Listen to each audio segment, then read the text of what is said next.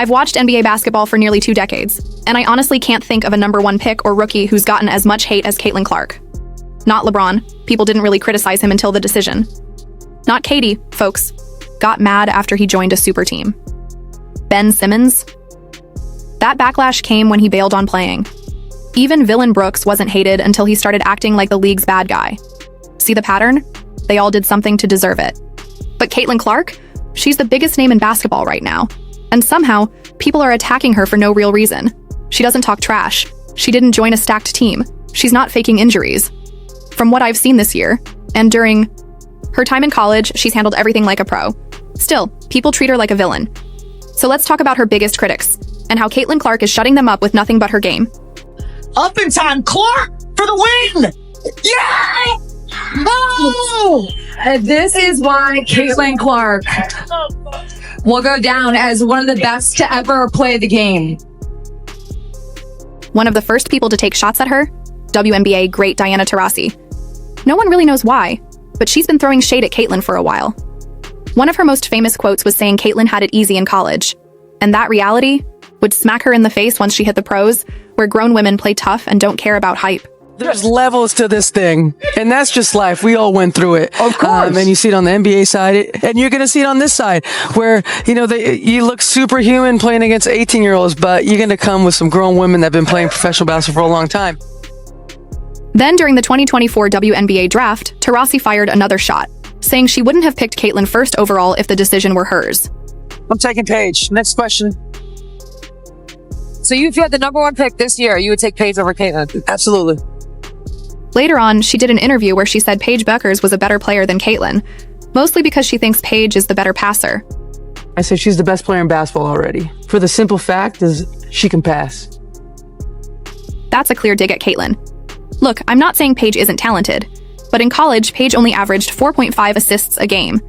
Meanwhile, Caitlin led the NCAA in assists 3 years straight, averaging 8.2 per game, nearly double. What's sad is Caitlin actually looked up to Taurasi. Even when Caitlin became the most talked about rookie in years, Taurasi never showed support. Not once. Honestly, she was probably one of the first women's basketball players I really grew up idolizing.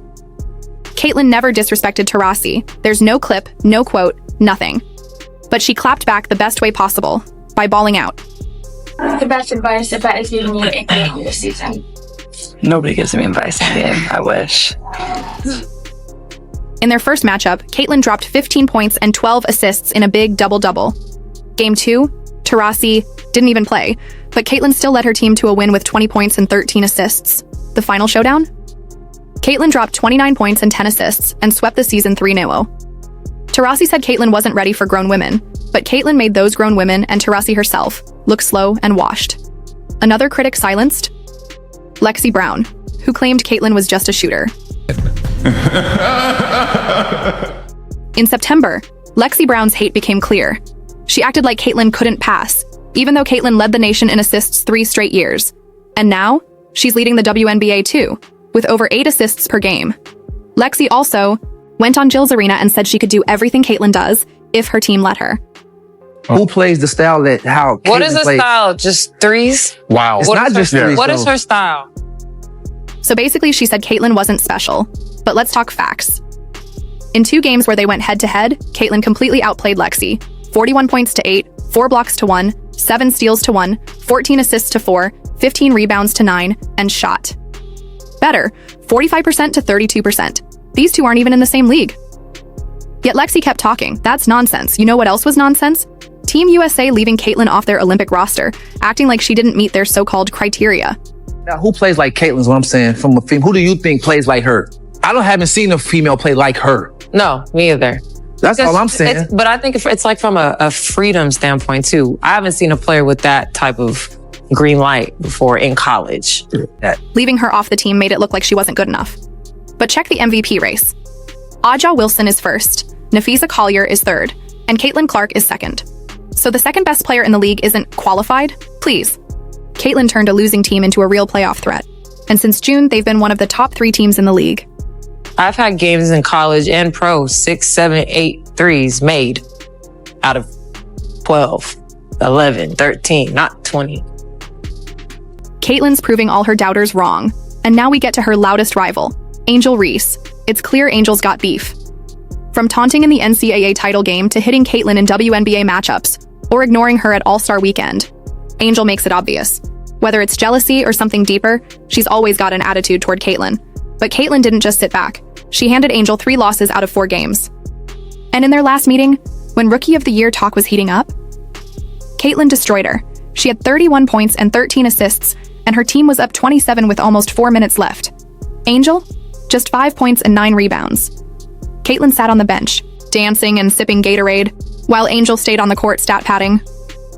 Essentially, it was the committee's job to pick the 12 that, based on our selection criteria. The internet noticed and lit her up. People called Angel a stat chaser, a hater, and worse. That game made it clear Caitlin Clark is the rising face of basketball, and Angel just looked like she was trying too hard. It was the perfect way to get back at someone who's been trying to tear her down. But Angel's not the last critic. The final major hater? WNBA legend Cheryl Swoops. On Gil's Arena, she went off on Caitlin with non-stop shade. Indiana, shot clock at 14. Clark, step back, hits a 3. She's killing them, but you have a 25-year-old playing against a 20-year-old. Mm-hmm. Like, you should be killing them. Yeah. Clark right now probably takes about 40 shots a game. If you're going to break a record, to me, if it's legitimate, you have to break that record in the same amount of time that player set it. Okay. Cheryl claimed Caitlin was 25 playing against younger college players, but Caitlin was 22, just like her competition. Then Cheryl exaggerated her shot attempts, saying Caitlin jacked up 40 per game, even though she averaged under 23. She even downplayed Caitlin's scoring record, saying it didn't really count. Later, Cheryl hyped up the Indiana Fever, but didn't even say Caitlin's name. She sat up there and was applauding Indiana Fever players, but then forgot to mention Caitlin Clark. That's crazy. It's like talking about the Lakers without mentioning LeBron, or the old Bulls without naming MJ. Caitlin leads the Fever in scoring and assists. You can't talk about that team without her. So how did Caitlin answer Cheryl? She didn't. She stayed quiet. Meanwhile, Cheryl's image took a hit. Now she's beefing with Stephen A. Smith and even WNBA legends like Nancy Lieberman. It got so bad she was pulled from a Wings broadcast during a Fever game. Through it all, Caitlin said nothing. Cheryl even posted private DMs online. And now fans are roasting her, saying she's proven Stephen A. right. Think about that. Caitlin Clark has stayed cool, let her game talk, and now she's the face of the league. Want to see the full beatdown she gave Angel Reese in that last game? Check out my breakdown video covering every single play.